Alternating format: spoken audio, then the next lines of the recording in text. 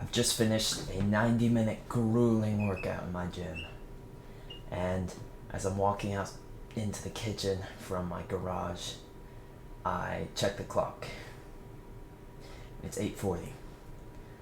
Only 30 minutes left until I have to be in bed, so I walk over to the stove, knowing I have over 1,700 calories left to hit that night, and I dish up this massive plate of spaghetti that my mom made.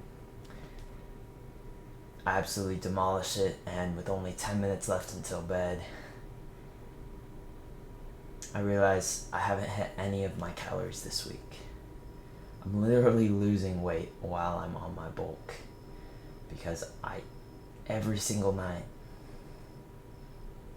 it's like an hour before bed and I have 1,700 calories left to hit. So tonight I'm going to hit it. I have to.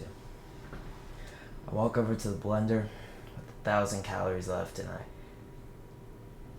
load it up with bananas, peanut butter, oats, protein powder, and I construct this huge shake. And as I'm downing the whole thing, I know that it will destroy my ability to sleep well that night. My desire to eat clean actually was sacrificing my overall sleep and well-being. My name's Malachi, and I'm here to help young men build a life they can be proud of. In this video, we're talking about the 3 mistakes I made when I was trying to bulk.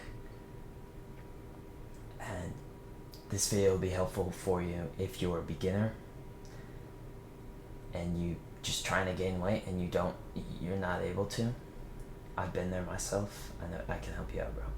This is gonna help you if you're an intermediate and you have heard a lot of the basic advice and you're ready for some real stuff. And this will especially help you if you've been trying to gain weight, but nothing really seems to work. Maybe you were gaining weight for a while and then it just stopped. You weren't able to maintain it. I've been there exactly where you are, so this video is for you. Part 1, fix your priorities. Before we begin, we need to straighten out your priorities. Before we commit fully to bulking, we need to make sure that this is a path you can commit to.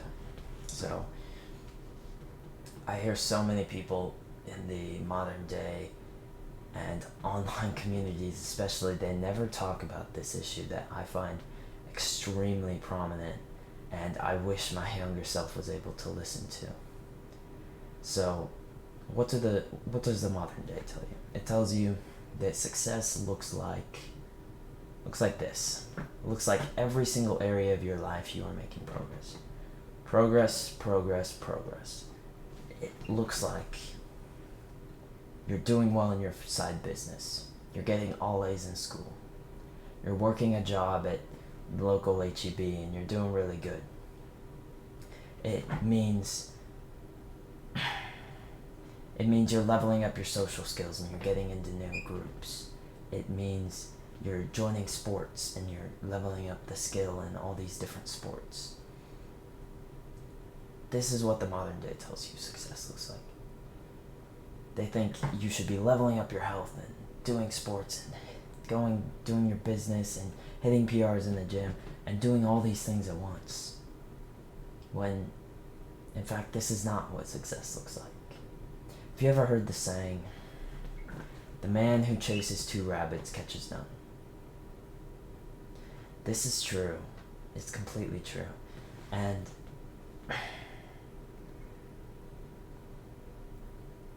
if you chase these goals and you chase these dreams in every area of your life, you'll end up sacrificing progress in all of them. I know this because this is exactly what happened to me in January of this year, 9 months ago. I was there and my purpose, my mission was fitness.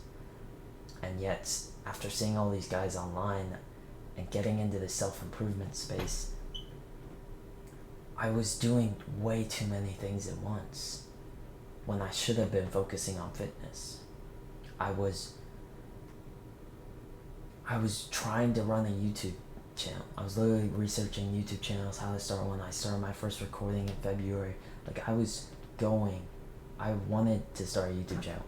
And on top of that, I was joining new groups. I joined a church youth group to level up my social skills. I was reading books on business and social skills and leveling up my health, and Andrew Huberman podcasts on health and sunlight. And at the same time, I'm trying to get better grades in school, and I'm trying to do this. And all of these things were draining. And even though I was trying to make the most progress, I ended up making very little.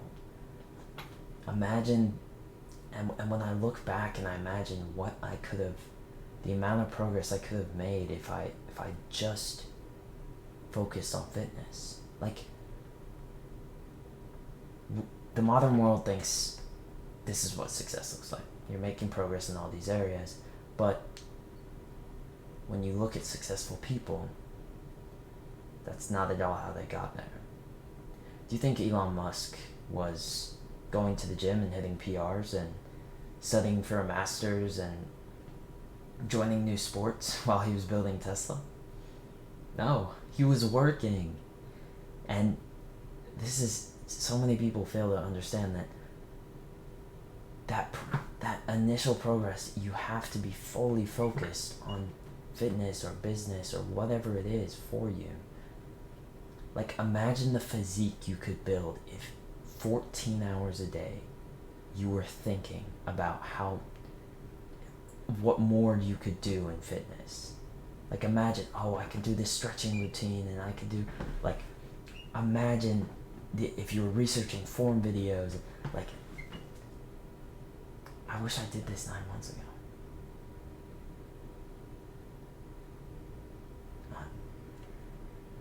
Don't make that mistake. This is called essentialism. You can go watch a lecture on this afterwards. It's one of the biggest mistakes most people in self-improvement make, even intermediate people. They are trying way too many things at the same time, and it leads to sacrifice progress in all of them. You undermine all of them when you try too many things at once. It's important to go in and straighten your priorities. Alright, part 2. It's okay to go a little dirty. So, online nowadays, you hear people trash on dirty bulking completely. And I fell into that for a while. And I think most dirty bulking is actually very bad for you. So I'm still kind of trashing it. But I think in this light, it really doesn't take in part the guys that can't really get those calories in. That, like me, had a maintenance calories of 3,500. And to get the bulk in, I needed to consume almost 4,000 calories every single day. So,